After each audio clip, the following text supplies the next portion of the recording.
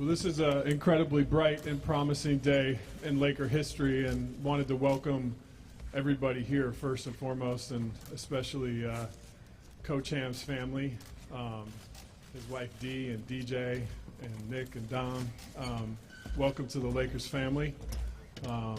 This is a special place to be, and we're really excited to have you here. Turning to Coach Ham, it's easy to be grateful when you find a candidate that you feel is the ideal fit for what the franchise is looking for. And that's what Coach Ham represents to us. When you have a career coaching journey that starts out in the G League and you earn your stripes as a GM and as a head coach, and your arc takes you to strong franchises that have had success, including a championship at his last stop as a lead assistant coach on the Milwaukee Bucks, you have a certain DNA and fabric and strength of character. And it came through so powerfully to everybody in the coaches committee when we did our interviews, and we were able to land on Coach Ham as our unanimous choice to recommend to our owner, Jeannie Buss, for her approval. And I'm just incredibly proud to be able to sit next to him for what he stands for as a man, as a coach, as a dad, as a husband, and to arm together to lead this franchise to the next chapter. This is a historic day for us, and just couldn't be more excited as a general manager to introduce Darvin Ham as the new Lakers head coach.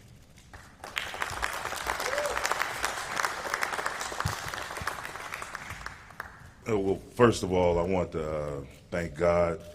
Coming from where I come from, you know, I was raised in a household of a strong spiritual faith, belief in God and Son Jesus Christ. So I want to start with that. Everything I've been able to overcome in my life, along with the people around me, it's been that spirit that was instilled in me as a youngster. I want to thank my wife, my children, my friends. I got my good friends here. Everybody that has supported me, put their arms around me in tough times and great times, but who have remained consistent over the course of my life. My agent Spencer and his family, it's been one heck of a ride, and the gift that just keeps on giving. And I want to thank Jeannie and the rest of the Buss family, Joey, Jesse, Johnny, Jamie. Everybody is just like, it's like coming back home. And as sad as it is for me to be leaving, you know, one of my Coach Bud, it's you know, sometimes you got to walk that walk on your own. I'm forever grateful for him and what he did for me in my career. I couldn't be sitting in this chair without him allowing me to learn, grow, and excel on his watch. I love him to death. We went from colleagues to friends to brothers, all the while having the opportunity to make history. And the same thing I plan to come here and instill in this program and get us back to the top of the food chain, along with the help with Rob. We're going to collaborate, communicate, and to make sure we also demonstrate.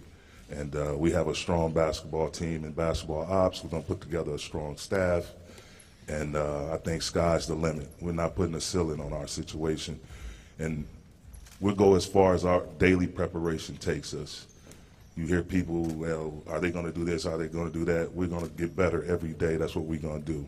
And the things we're going to do in that daily process will lead to the type of success this franchise and this city has been accustomed to.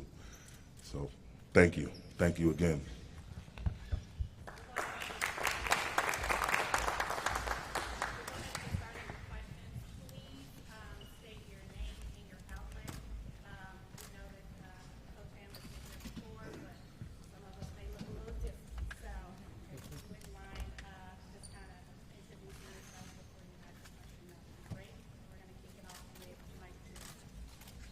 Hey, Darvin, Mike Trudell with the Lakers and Spectrum Sports Net. Nice to see you again. Yes, indeed. Rob alluded to a lot of the stops in your path, Darvin, and just wondered, coming from Saginaw, going to college, grinding through the NBA, now an assistant coach, how did all that shape you into a vision of what you want to be as a head coach and a leader? I think it makes you more appreciative. You know, I wasn't blessed with this otherworldly talent. You know, I was a pretty good athlete that could hold my own on the court a little bit, but still, the sweet jump shots or the no-look passes, that wasn't my game. So just having to be a blue-collar type contributor on a lot of various teams, from high school to junior college to Texas Tech to the pros, like a championship team in Detroit, I think it prepares you, and it creates a certain type of mentality to where you don't want to cut any corners. Like, you have to make sure you're on point, understand what the details are, whether we're watching film and you're talking about coverages or your workouts in the summertime, being specifically locked in on what it is your job is going to be. And being able to coach these guys at this level, that's, you know, everybody here that's playing in the NBA has talent. But how do you focus that talent in the right areas, in the right directions, so your team can thrive, you know, based on your as being one of many contributions. And you know, we know we have our stars and Bron, AD, Russ, and the like, and but it's those Austin Reeves, it's those Stanley Johnsons, you know, these guys, the more they continue to get better, sometimes it's the most fulfilling because they're growing, you're developing and growing your kids from within. And I've seen that happen when we were in Atlanta. I saw it happen in Milwaukee, and I wholeheartedly anticipate it happening here in LA. Yeah. Coach Jim Hill, CBS 2 at KCAL9. First of all, welcome back. Good Thanks, to see Tim. you again. This is a very emotional day for you, and you almost let your emotions get the better of you just a couple of moments ago. I'd like for you to talk about the emotions that you have going through you today and how easy it was for you to make a decision to come here knowing the background and what the Lakers mean to this community as opposed to going someplace else. Well, you know, they made the decision, and I was wholeheartedly open for it. It's the emotion comes from when you've been with a special person in this business for the last 9 years, and Coach Bud, and, you know, having started out with him in Atlanta his first day as a head coach, and now I'm getting to leave, and I thanked him. I said, well, at least you dropped me off where you picked me up at, because he picked me up from here in L.A. So the fact that I'm coming back to L.A., he was thrilled, super thrilled. He and John Horst, Milt Newton, that whole staff up there, man, all the coaches and front office and the performance team, I mean, we're all like family. It's a family setting, but knowing that this is the team and the franchise that gave me my start, you know, albeit it was Mike Brown that hired me, you know, the Bus family had to sign off on it. And the fact that I got my start as a coach here, this place will always be special to me, always was special to me, always paid attention to what was going on with the Lakers, even in my other travels through Atlanta and Milwaukee. So it's like a homecoming for me in all seriousness. Yeah. Hey, Darvin. Dan Wicke with the Los Angeles Times. One of the things that people say about you as a coach is that you're well-rounded.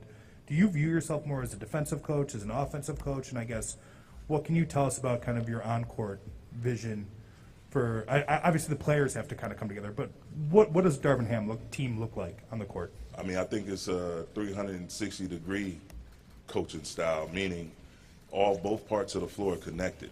You know, you hear about these offensive gurus or these defensive gurus. Both sides of the ball affect one another. If you're able to play great defense, then your offense is going to look great because you're not playing against a set defense. If you're allowing people to score, then your offense is going to struggle because you're playing against a set defense. So you just have to be well-rounded, and we used to talk about that a lot in our coaches' meetings with Coach Bud. You know, you have these offensive guys, your defensive guys. So when the defensive guy is watching the defense, when the ball goes on offense, does he drop his head and stop paying attention to the game? It's like you have to watch the game in its totality. And everything you do from the practice floor, the preparation is the key to it, because it's the practice floor, it's the individual workouts in the summer, the practice floor, shoot around, and the game floor. But they all have to be connected with a lot of film in between. So the way we develop our guys, we make them cerebral players by watching film and then making sure what they watch in the film translates to the game floor. And once we get on the game floor, we're going to understand like who's supposed to be doing what, but we're all together. We're all united and locked in. Everyone has each other's back, and it makes it for a more fun environment. But it's more about the environment and more about, again, the culture you set just being competitive, being together, and being accountable.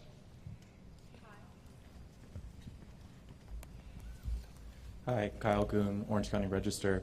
Coach, when you were going through the process, obviously, like you said, everybody's got to be accountable and buy into the culture.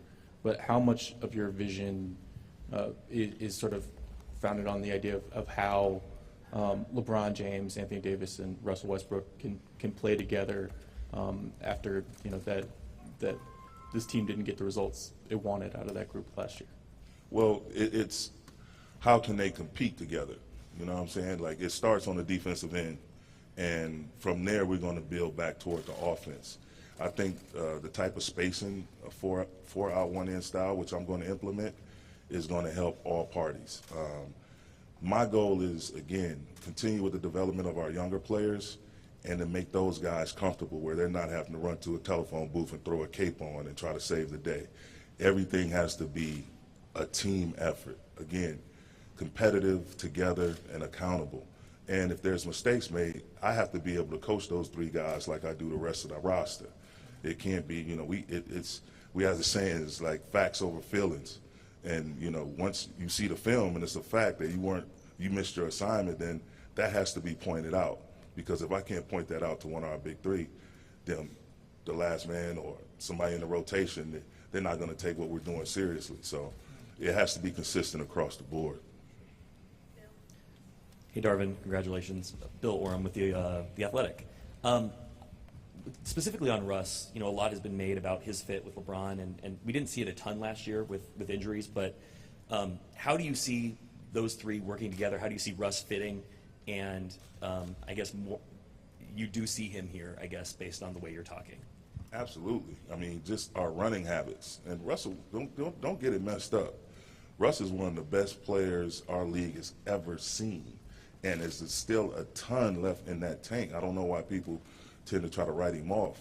I'm going to approach him like I do every player I've ever encountered.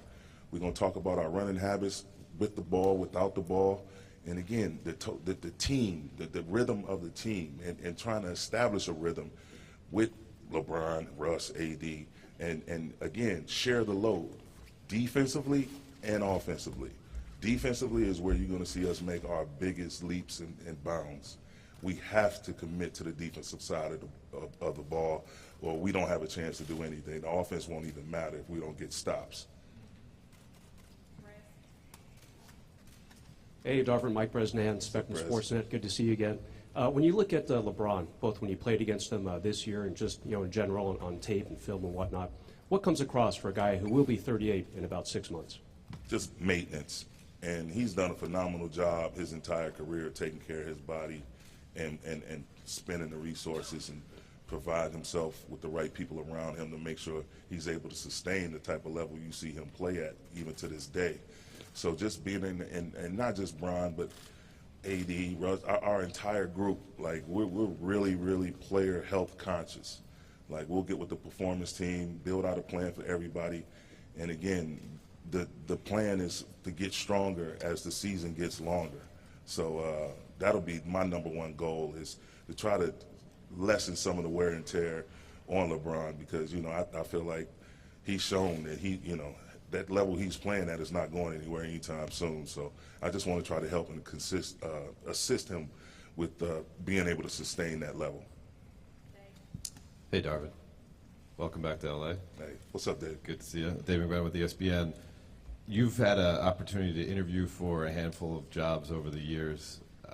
And when you hear Rob today say you were the unanimous choice of this coach selection committee, considering the enormity of this job, considering I think you're only the 28th guy ever to lead this franchise that has 17 banners, why do you think everything came together this time for you? Timing. Timing is everything. Like I said, I put my faith in God. He's the master of all plans, and I just want to take this time to thank all of those teams that passed on me so I can end up right back where I need to be, right with Rob and the Buss family. So it's all good. I'm good, trust me. But, you live, you learn, and you seek out an opportunity. If you don't get it, you just keep getting better. Keep trying to add more things to your repertoire.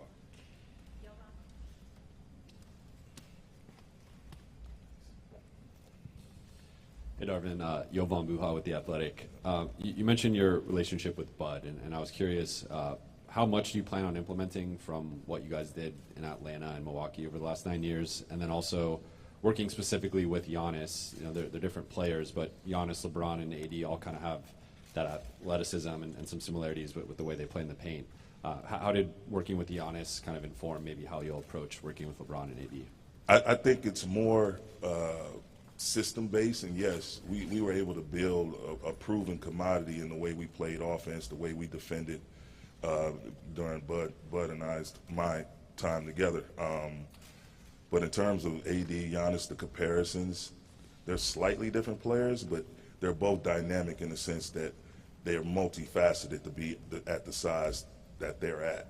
And a lot of the ground gets made up in just the breakdowns, the defensive breakdowns and the offensive breakdowns. Those guys you can throw it to them and they can go get you a bucket. But how easy will that bucket be? Like, we have to get the ball going side to side.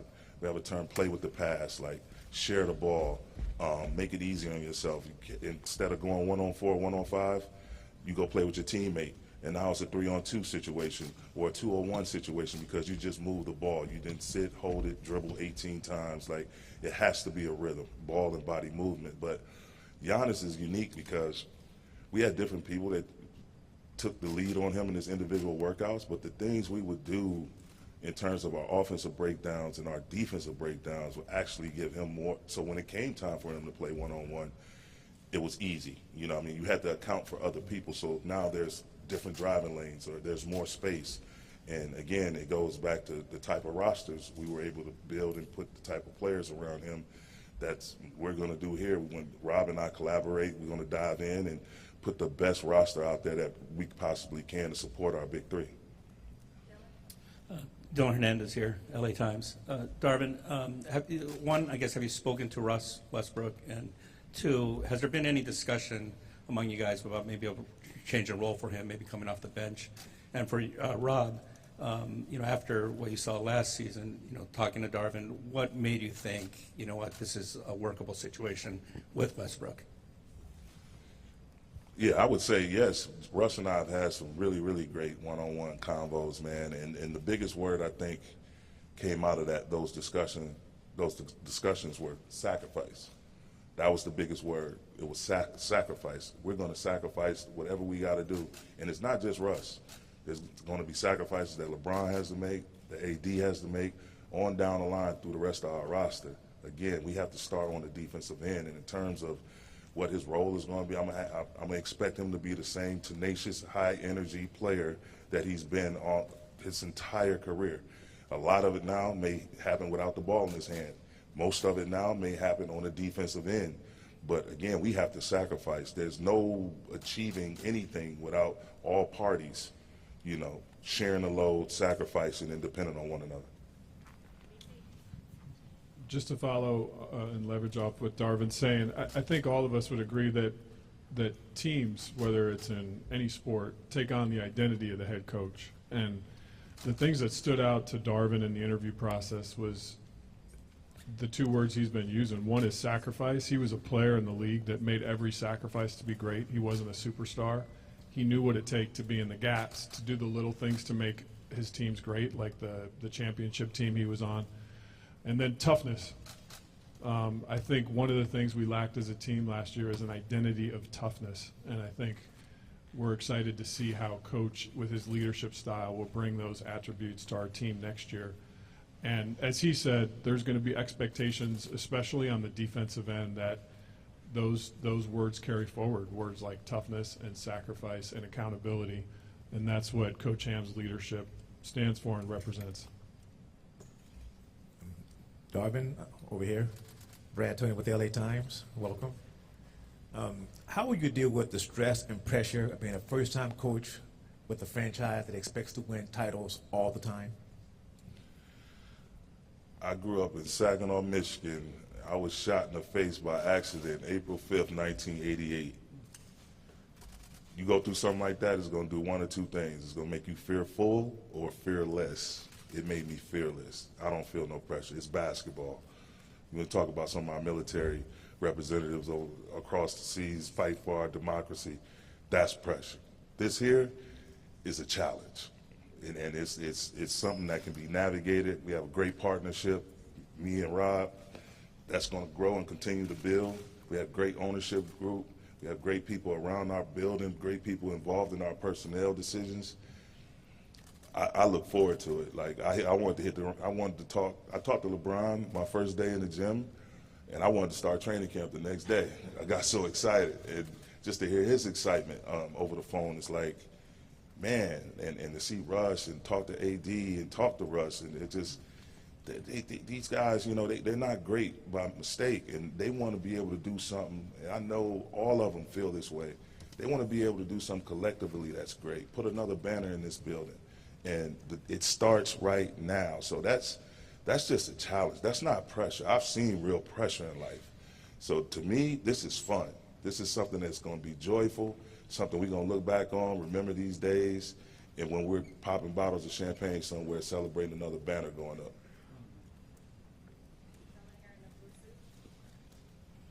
Hi, Coach Ham. Kyle Kraska, Fox 11 LA. Welcome back. You just touched on it a bit, but could you tell us more about your reaction to how the players have seemingly accepted you once hearing that you were the head coach, either by way of conversations or by the way they responded on their social media? I mean, it's been phenomenal. And just, you know, I came in the league as a player in 1996. Played 8 years, won a championship, played overseas, worked in what was then known as the D-League at the time for 4 years, and then now going into my 12th year as an NBA coach, 11 as an assistant, now a head coach. And in our time passing, you know, my parents raised me to be able to engage people in a respectful, loving manner. And you show love and respect to get love and respect. So when I see these guys, and I'm actually one of the ones that actually walked in their shoes, I don't mind taking 5, 10, 20 seconds, a couple of minutes to stop, say hello, see how he's doing, see how his family's doing, ask about his people, his loved ones, if there's any advice he needs to get better or whatever. And then the bubble. When we were in the bubble, one of the positive things that came out of the bubble was the fact that we were all in the same space. So I could see Rob riding a bike every other day, or see him having breakfast or something. See LeBron over there, you know, fishing and riding a bike as well. We over there, you know, having cigars or something. Like, we got to engage one another and see the human side of one another. So a lot of those tweets and the messages I've gotten from different players I've coached, players who are no longer in the league, some are still in the league, I attribute that to just being common and just being a good source of energy. And it was humbling. Like, it's a little overwhelming at times. Like, man, just to see all the love. I mean, I just thank God for it. Hey, Coach, over here.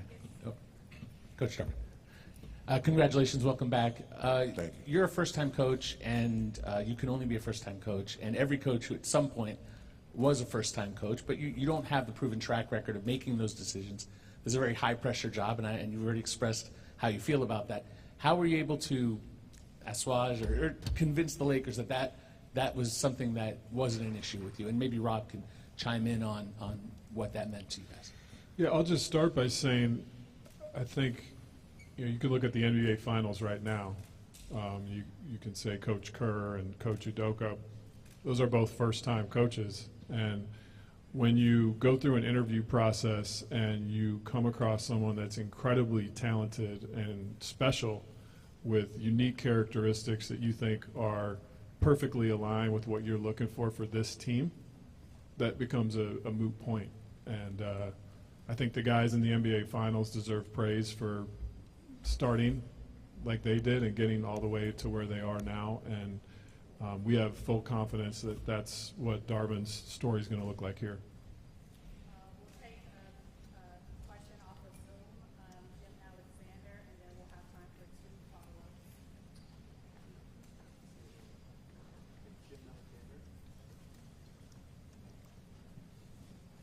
Me? I couldn't hear. I'm sorry. Jim Alexander from the Southern California News Group. Darvin, congratulations, first of all. Thank you. What you've seen from the last 2 or 3 years of the Lakers from the other sideline, from the other bench, How helpful is that going to be in, or has already been in figuring out how you're going to be able to use the superstars and how to work other guys in, and what the flaws and what the advantages are? Well, since I left LA in 2013 and joined Coach Bud, the Lakers have been my scout. They've been my scout the team, one of the teams, many teams that I would prepare our team for. And, you know, you've had some really qualified, high-level coaches in that seat. But the thing is, it's whether you're a first-timer or what they call a retread or whatever, it's not you've had multiple jobs. The key is to have a plan, a consistent plan that you tap into daily, and to have a standard that's set on both sides of the ball. You know, defensively, can we contain? Can we contest? Can we control the rebound? Offensively, can we run with pace and our running habits? Can we run with space and have a force and a physicality to the way we play? You know, all predicated on ball and body movement. And you have to preach those principles until you're blue in the face. And it's going to be times where, you know, we're going to have philosophical disagreements. And, you know, just we may have to get out on the floor and walk through some stuff over and over and over again. But those basic tenets, like, you're not going to have success without it. But you have to be in a position to, again, strive to execute that plan daily. You set forth a plan, you get your staff together, you get a great roster full of players, not just the big three, but a lot of serviceable players that can help in different areas, and you all establish a plan of action, and we execute that plan daily.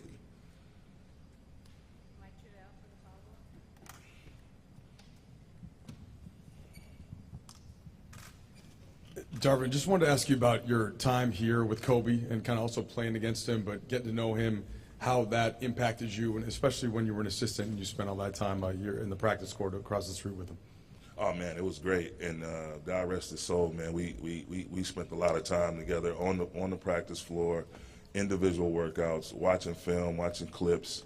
And if I can go back and forth with him, and have him disagree with me and then double back and tell me I was right. And we all know how stubborn he was, man. It's just, it just gave me a wealth of confidence, man, in myself as a coach. And, you know, just seeing him and him sharing with me the different ways he saw the game. But just, and even with Russ, LeBron, AD, all these guys, Giannis, Chris Middleton, Drew Holiday, all these guys I've been, Al Horford, Paul Millsap, these guys I've been able to coach and be around and learn from them. It's a two-way street. It's not just this coach that thinks he knows it all and he's just barking orders. No, you have to be able to, again, to collaborate, communicate, and understand each other. And not your way or my way, but what's the best way to go forward? What's the best plan for all of us? So Kobe was right, you know, at the forefront of that in my own development as a coach. You know, just the workouts we would do on the court, the type of film we would watch, dinners that we've had just offline, just getting away from it all. Like, you know, he's a big part of why I was able to grow the way I did as a coach. Darvin, Dan Wicke again with the LA Times. Kind of a two-part question. There was not really a report, I guess. Anthony Hardaway told a reporter in Memphis today that Rasheed Wallace could be somebody that is, or he believes Rasheed Wallace is going to be joining your staff. I guess, what's the status of that? And then what is sort of the staffing going to look like? Are you looking for coaches, somebody with head coaching experience to add to the staff? Kind of, what's your view of what that's going to look like on your bench? Well, you know, me personally, I shared this with Rob and Kurt and everybody that was on the basketball committee during the interview process. It's like, I like coaches that like to roll up their sleeves, are going to be able to get out there. Like, where I come from the last 9 years, we did everything. We did player development, we did scouting, I had to step in as the head coach on a few occasions, but it was a team. It wasn't no coordinators on either side of the ball. We all pitched in on all aspects of our team basketball, offensively and defensively. So I'm looking to build that similar type of staff. And in regards to Rasheed, that's an active situation that's fluid. We're still working through that. That's not true at all, but you know, he's definitely a candidate that we'll take a look at, but we're working through that. Like, we have a list of names and some people that's currently under contract, and we're working with some really talented young coaches, and we're working through that to try to put together the best staff possible. Bill, you have a follow-up? That will be our last question for the day. Darvin, Bill Orm with The Athletic again. We've talked about LeBron and Russ, but I'm curious what your view specifically of AD is and how to, maximize his potential and talent with this group and in your system. I think he's the key. Like, he's the key. We've all seen what can happen when he's healthy, when he's playing at a high level. He's in a good rhythm. We saw it in the bubble. His skill set, his size, his versatility, his defensive acumen, like his relentlessness, his ability to give multiple efforts defensively is key. It's going to be the foundation of the type of standard we set within a quote-unquote Darvin Ham era. Like, it's going to be built on that defense, and he's going to be the main piece, the centerpiece of it. LeBron is always going to be great. LeBron is going to be LeBron. Russ is going to be Russ. But we need consistency out of Anthony Davis. We need him to be healthy. We need him to be in a good mental space. And we need him to be consistent as possible, back to playing that championship-type basketball at that level. And we're going to do everything in our power to support him and give him whatever he needs and keep him moving forward, and again, getting stronger as the season gets longer.